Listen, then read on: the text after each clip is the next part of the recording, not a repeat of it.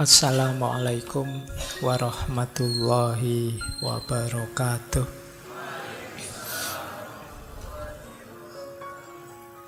Bismillahirrahmanirrahim. Alhamdulillahirabbil alamin. Wa bihi nasta'inu ala umurid dunya waddin. Allahumma sholli wa sallim wa barik ala habibina wa syafi'ina sayyidina wa maulana Muhammadin wa ala alihi wa ashabihi wa man tabi'ahum bi ihsanin ila yaumiddin. Amma ba'du. Bismillah, mari kita lanjutkan lagi ngaji filsafat kita, belajar kita. Malam hari ini kita masih ada di tema mengarahkan diri. Ini sesi terakhir kita ya, tentang membaca dan mengarahkan diri kita. Semoga materi-materi kemarin plus hari ini membuat kita mampu mengendalikan diri kita. Karena kuncinya kebahagiaan hidup itu antara lain terletak dalam kemampuan kita mengendalikan diri. Jadi kalau kita tidak mampu mengendalikan diri kita, misalnya kita loss saja dalam semua aspek hidup atau kekurangan dalam banyak aspek hidup, ya kita tidak akan bahagia. Rumus yang paling pas ini diteorikan sejak Aristoteles sampai Imam Ghazali, Ibnu Miskaweh, bahwa jalan kebajikan yang sekaligus jalan kebahagiaan itu jalan tengah. Jalan tengah itu maksudnya jalan yang tidak kurang dan tidak lebih. Kalau kurang, kalian mesti tidak puas. Kalau lebih, kalian mesti jadi repot, tidak jadi bahagia. Maka yang paling enak tetap pas. Kalau ada yang tanya, Pak, punya uang enak mana antara punya uang banyak atau lebih dengan pas atau dengan kurang? Kamu milih mana? Kamu tetap lebih milih lebih kan? Padahal ya tidak mesti lebih itu cocok untukmu. Banyak orang yang uangnya lebih malah stres, malah harus mikir disimpan di mana, gunanya apa, terus akhirnya cuma disimpan, nanti terus anaknya gegeran rebutan, jadi malah jadi sumber masalah. Yang enak itu tetap yang tengah, yang pas. Tapi kan saya perlu nanti bawa mobil, beli mobil, beli rumah, iya, beli mobil ayo, yang penting uangnya pas. Beli rumah ayo, yang penting uangnya pas. Tapi kan juga biar anak cucu kita nanti terjamin, ya semoga anak cucu kita pas perlu apa-apa juga pas. Jadi yang enak memang pas. Kalau ada kelebihan, berbagilah pada sekelilingmu. Oh, berarti kan lebih, Pak, untuk dibagi-bagi ke sekeliling. Iya, untuk dibagi pun yang pas. Jadi ketika saya ingin berbagi, pas adanya. Baik, nah termasuk diri kita. Kita harus bisa menemukan formulasi pasnya. Makanya kemarin tema ada passion lah, kemudian ada mindset lah, ada heart instinct lah. Itu kan tiga-tiganya kan bukan untuk dimatikan, tapi untuk dikendalikan. Karena hal-hal ini bisa jadi sumber kebahagiaan kita. Tapi kalau kita tidak hati-hati, bisa jadi sumber masalah dalam hidup kita. Jadi kuncinya memang terletak di pengendalian. Nah, malam hari ini kita latihan mengendalikan satu hal yang banyak sekali orang tanya ke saya, gimana sih Pak caranya biar tidak mudah marah? Oke ya, kita belajar itu malam hari ini tentang kemarahan. Semoga tidak ada yang marah malam hari ini. Karena saya mungkin Pak Faiz suaranya kurang jelas, apa terus kamu tiba-tiba marah. Kita kendalikan kemarahan, kita latihan untuk memahami kondisi marah dalam diri kita. Kita awali dari sini ya. Sebenarnya hal-hal yang kita alami sendiri dalam diri kita tidak terlalu butuh definisi deskriptif yang lebih banyak. Wong kita juga ngalami. Justru pengetahuan kita akan lebih valid kalau merujuk ke dalam, tidak membaca keluar. Kita kenali diri, oh marah itu kayak gini toh. Itu kalian mungkin lebih paham daripada membaca definisinya. Jadi itu kayak pedesnya lombok atau manisnya gula. Itu kan kamu mendeskripsikannya kan susah. Pedas adalah, itu kan susah. Sulit, aku dewe ya susah. Tapi kan begitu kamu rasakan pedas itu kamu bisa, oh kayak gini pedas. Itu kalau di filsafat namanya knowledge by acquaintance. Pengetahuan melalui pengenalan langsung. Wong kita ngalami langsung. Tidak diceritain orang, tidak dari baca buku. Apalagi hal-hal yang sifatnya kejiwaan seperti ini, itu ya pengetahuan validnya kita temukan dalam diri kita. Definisi mungkin mewakili, tapi pasnya apa itu dari yang kita rasakan. Yang pernah marah mesti tahu seperti ini marah itu. Apa ada di sini yang tidak pernah marah? Tidak ada ya, manusia normal pasti pernah marah, wong itu fitrah. Tidak ada satupun perintah untuk kita membunuh rasa amarah itu. Kata Imam Ghazali, justru orang yang tidak punya daya amarah, rasa marah sama sekali, itu orang lemah. Dalam hal tertentu di hidup kita, kita harus tergerak, kita harus tersulut, khususnya untuk kebaikan, untuk keadilan. Tapi juga secara terkendali, tidak ngawur, tidak gila. Jadi maka jangan dimatikan, tapi dikendalikan.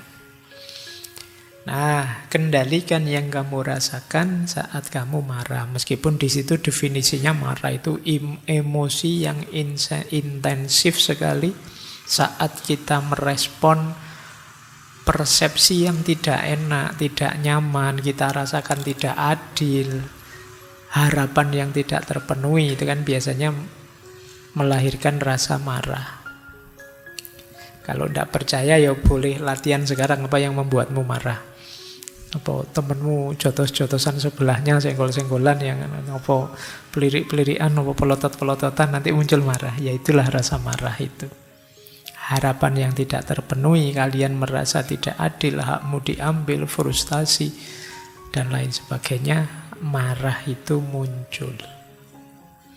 Dan itu jenisnya reaksi alamiah. Dijelaskan mungkin sulit seperti rasa pedas, rasa manis tadi, tapi gejalanya bisa kita lihat. Karena dia tidak hanya fenomena psikologis, tapi juga fenomena fisiologis. Fisiknya orang marah itu kelihatan. Kalau orang marah itu ya mungkin matanya merah, kamu sendiri rasanya pengen juotos saja, kamu kelihatan nanti dari ulatnya orang marah. Jadi nanti ada ciri-cirinya secara fisiologis dan itu normal. Kalau kamu marah kok wajahmu merah, itu jangan-jangan saya sakit apa ya? Ndak, ya marah itu tadi wajahmu merah. Mata saya kok merah Pak, harus cari obat tetes mata ini Pak. Ndak, ya kamu marah memang matamu merah. Jadi gejalanya bisa dilihat, meskipun rasanya hanya kalian yang tahu. Itu tadi yang saya sebut knowledge by acquaintance. Karena pengetahuan yang kamu alami langsung dalam dirimu. Kamu tidak mengejar keluar untuk tahu apa itu marah. Bahkan anak kecil pun bisa marah. Bahkan yang mungkin balita yang karena hidupnya hanya insting saja, itu pun dia masih bisa marah. Misalnya balita yang masih minumnya pakai dot itu, mau ngedot kamu ambil dotnya, terus kamu godot terus, kamu diambil lagi dotnya. Itu dia bisa marah, dia bisa teriak-teriak, dia bisa nangis. Ini menunjukkan bahwa marah itu tidak perlu belajar. Apa kamu pernah kecil dulu, ayo tak ajari caranya marah, kan tidak pernah. Jadi kamu wis iso. Tapi yang perlu kamu pelajari bukan bagaimana kamu marah, tapi bagaimana mengendalikan amarah. Itulah tema malam hari ini, anger management.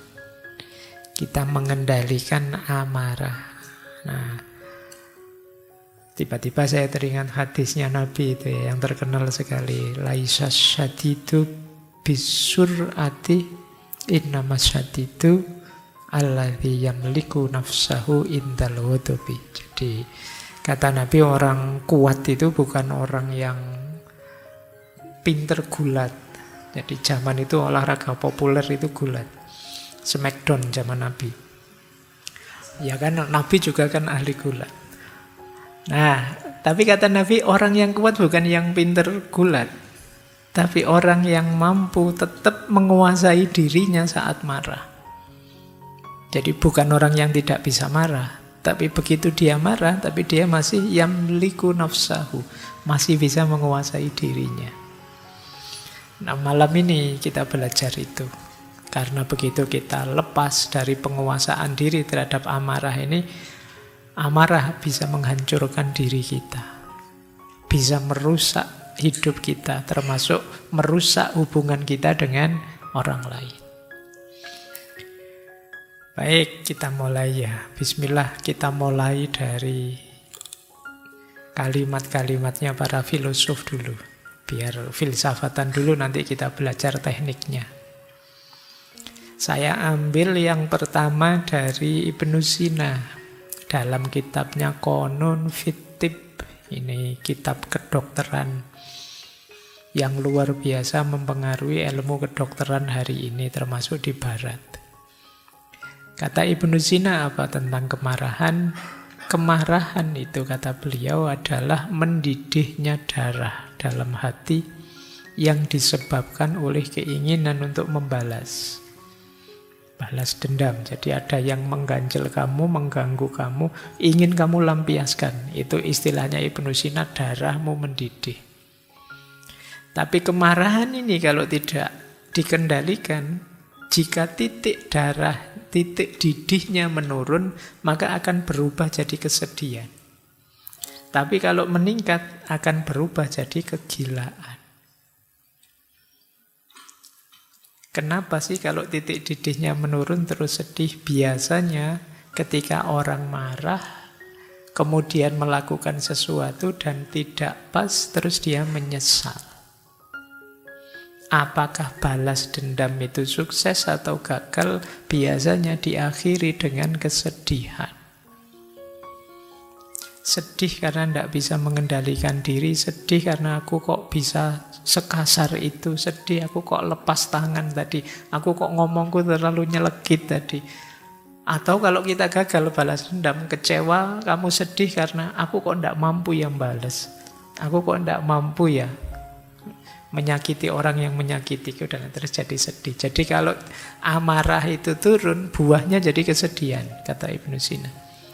Tapi kalau amarah ini tidak turun, tambah naik terus, hasilnya kegilaan.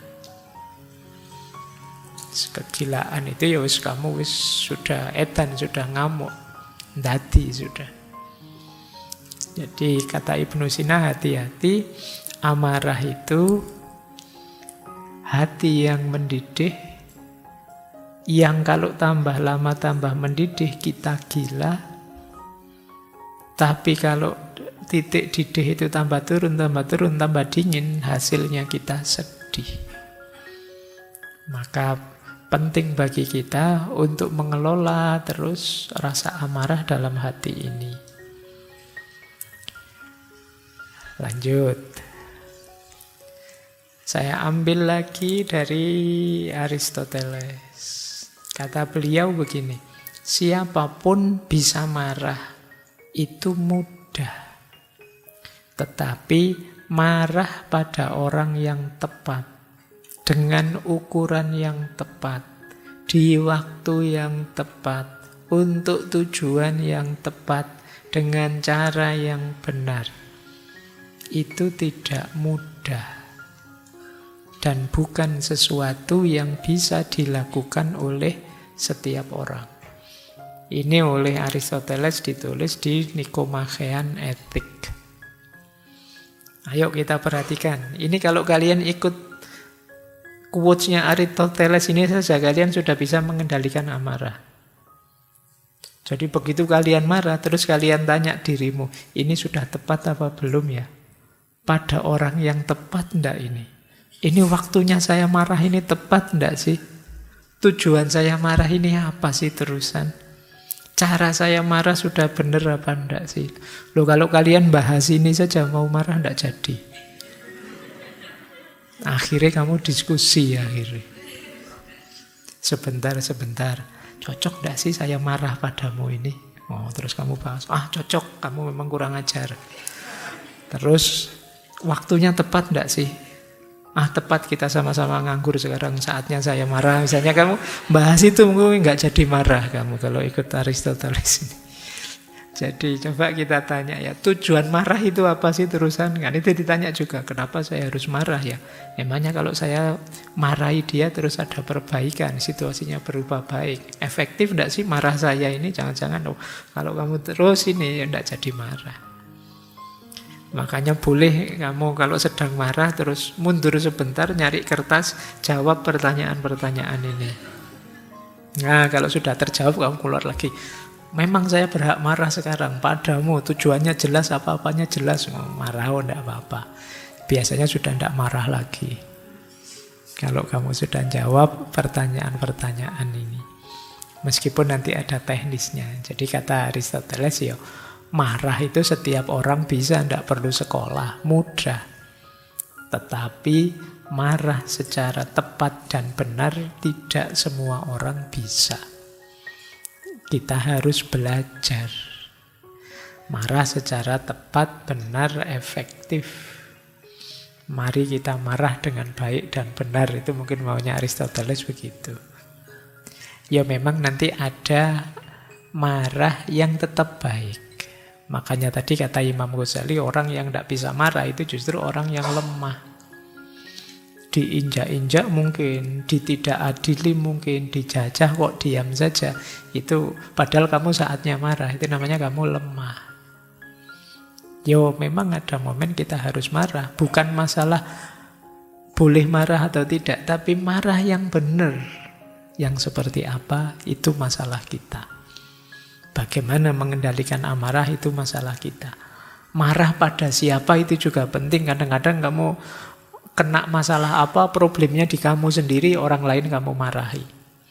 Nanti ada teori kadang-kadang marah itu kamuflase saja sih. Untuk menutupi malu, untuk menutupi cemburu, untuk menutupi macam-macam. Terus kamu marah. Misalnya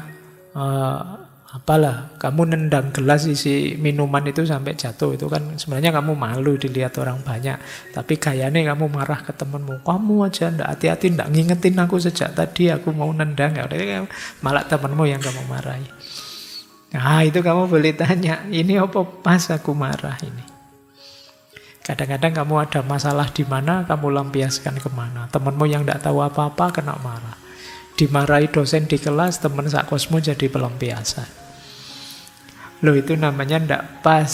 Kamu marahnya, marah itu harus pas pada siapa, waktunya cocok apa ndak, tujuannya apa kamu marah itu. Nambah masalah atau jadi solusi. Jangan-jangan ketika kamu marah masalahnya tambah. Semula sih masalahnya kecil, begitu kamu marah masalahnya jadi besar. Padahal kecil saja tadi efeknya. Kan banyak begitu. Kadang saya baca berita ada senggolan kecil saja. Tapi terus meledak jadi kerusuhan besar, tawuran. Akhirnya urusannya rumah sakit dan kuburan. Padahal semula urusan kecil. Ini namanya kamu formulasi marahnya yang tidak pas. Bukan berarti tidak boleh marah, tapi pengendalian amarah jadi kunci. Di banyak filosof, termasuk filosof-filosof yang kalian sebut absurd seperti Albert Camus, eksistensialis seperti Nietzsche, tetap menganggap marah itu bagian, kalau tidak hati-hati, bagian dari kehilangan diri.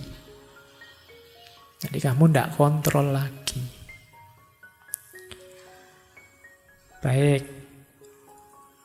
Marcus Aurelius, beliau bilang betapa lebih buruknya akibat dari kemarahan dibandingkan penyebabnya. Nah, kadang-kadang memang sebabnya apa, terus kita melakukan apa yang jauh lebih negatif daripada sebabnya. Dan ini berarti kita rugi. Jadi betapa lebih buruknya akibat dari kemarahan itu dibandingkan penyebabnya. Makanya kalian boleh marah, terpicu orang sehingga jadi marah, tapi rem dulu, lampiaskan kemarahan itu secara terkontrol sehingga efeknya tidak lebih besar daripada sebabnya. Kadang-kadang kalau efeknya lebih besar, itu ya kita jadinya tidak terkontrol, terus rugi. Zaman saya kecil dulu kadang-kadang kalau dimarahi orang tua itu, wis aku tak minggat saja keluar rumah. Kan cah cilik kan sering gitu ya. Pikiran ya untungnya orang tuanya ngerti lah, nanti alah balik nanti lapar ya balik lagi, bingung ya balik lagi gitu kan. Lu bayangkan itu seandainya minggat beneran, itu paling sebabnya sepele kadang-kadang mau anak kecil, tapi efeknya besar. Sama kayak kalian kan kadang-kadang gitu, mahasiswa gitu.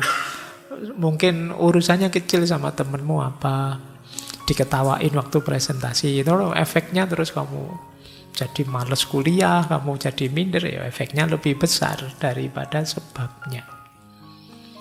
Jadi pastikan seandainya pun kamu ingin mencari pelampiasan atas kemarahanmu, tetap dalam hal yang kamu siap nanggung efeknya. Kalau tidak, hati-hati, itulah perlunya mengendalikan diri. Kita lanjutkan. Ini sebelum kita masuk ke konsep dan teori-teori. Kalau ini Ibnu Hazm, beliau nulis kitab judulnya Tawqul Hamamah. Tawq itu artinya cincin. Hamamah itu burung dara. Di kitab itu beliau menulis begini, obat terbaik dari kemarahan adalah diam dan merenung. Kenapa diam? Karena kata-kata yang diucapkan dalam kemarahan seringkali disesali. Coba ya, mungkin banyak di antara kalian yang kalau marah diam. Mungkin diam karena tidak berani, atau diam karena memang tabiatmu begitu, jadi begitu diam, oh, tanda-tanda kamu marah ini. Tapi kata Ibnu Hazm lebih baik begitu. Apalagi kalau tidak cuma diam, tapi juga merenung. Kamu mikir, kenapa ya kok saya jadi pemarah begini, saya kok jadi baperan sekarang ya, saya sambil mikir gitu untuk memperbaiki dirimu, itu jauh lebih baik, kata Ibnu Hazm. Kenapa? Karena kadang-kadang kalau kemarahan itu kita lampiaskan lewat kata-kata, ungkapan-ungkapan yang tidak terkontrol, biasanya nanti terus kita menyesal.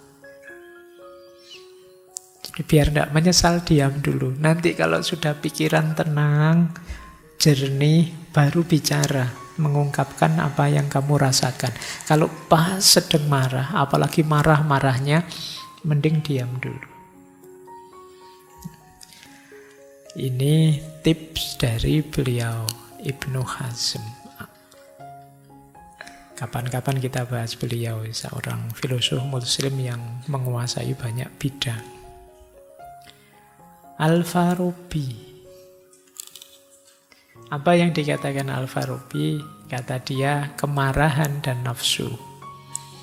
jika dikuasai oleh akal sehat, akan menjadi instrumen kebaikan. Tapi kalau keduanya mengalahkan akal sehat, akan jadi sumber kejahatan. Ara'u ahlul Madinah al-fadilah. Wawasan penduduk kota utama.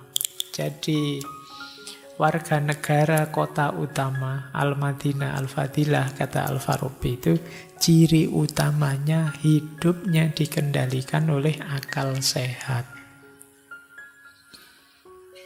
Kemarahan dan nafsu manusiawi saja, orang bisa marah dan punya nafsu asalkan dikuasai oleh akal sehat. Kalau akal sehatmu justru dikuasai oleh kemarahan dan dikuasai oleh nafsu, di situ dimulai kehancuran hidupmu. Ini bagian dari Ara'u ahlul Madinah al-Fadilah. Jadi kalau negara kita ini ingin jadi Al-Madinah al-Fadilah, kunci utamanya adalah akal sehat. Kemampuan berpikir yang jernih. Kuncinya di situ. Ya kalau kita tidak mampu mendayagunakan akal budi yang dianugerahkan Allah, padahal itu bekal utama untuk hidup ini, ya sulit kita mencapai puncak kejayaan sebagai manusia. Pembeda utama kita dengan semua makhluk yang lain kan itu. Termasuk penguasaan diri, itu bekalnya adalah akal sehat melawan kemarahan dan hawa nafsu. Bulan lalu kita sudah membahas yang hawa nafsu. Kali ini kita bahas yang amarah. Yuk kita lanjutkan dulu. Ini terakhir dari Khalil Gibran. Marah adalah kegelapan yang menyelimuti hati, namun cintalah yang menerangi jalan.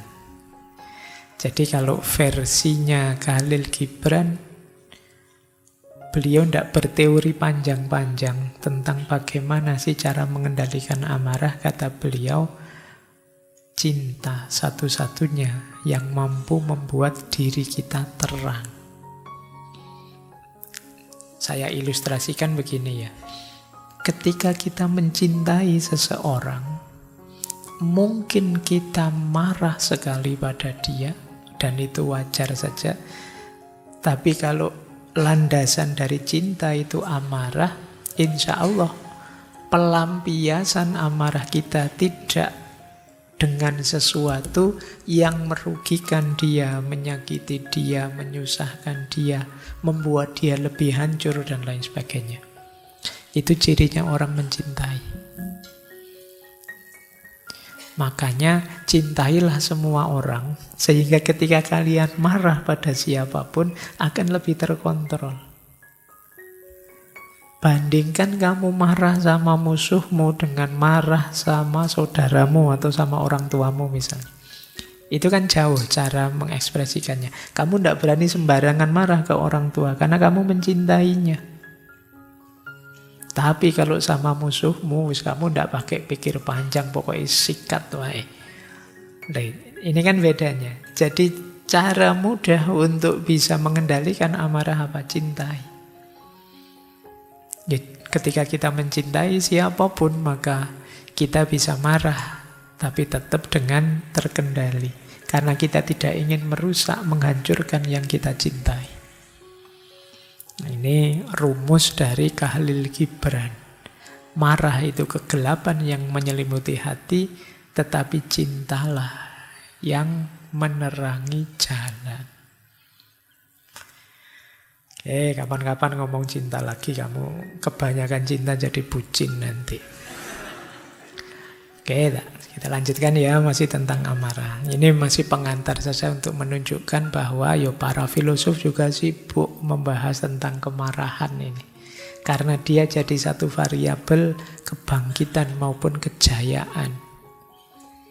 Kenapa kadang-kadang juga kebangkitan? Ya kemarahan yang terkendali, terkontrol secara optimal, dia bisa jadi kekuatan dahsyat.